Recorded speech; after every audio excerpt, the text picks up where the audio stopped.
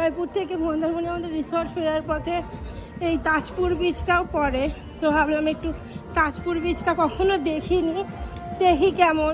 দেখে তো মন্দারমণি বিচের মতোই মনে হচ্ছে, মন্দারমণি বিচ থেকে একটু ফাঁকা। দেখো এখানে এই হোটেলগুলো রয়েছে, সব উপরে বসে খাচ্ছে সবাই।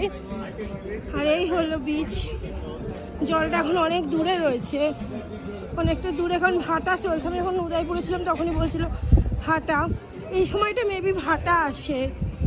তো দেখো বিচটা ফাঁকা, মন্দারমণিটা ফাঁকা, তো তাজপুরটা দেখছি এর থেকেও বেশি ফাঁকা। আর তাজপুরে তোদের মনে হচ্ছে আমার জলটা মন্দারমণি থেকে একটু কম। যাই হোক, আর এগোবো না, দূর থেকেই ভাবলাম একটু ক্যাপচার করে নিই, তোমাদের সাথে যাতে শেয়ার করতে পারি। অনেকটা দূরে সমুদ্র, অতটা যাবো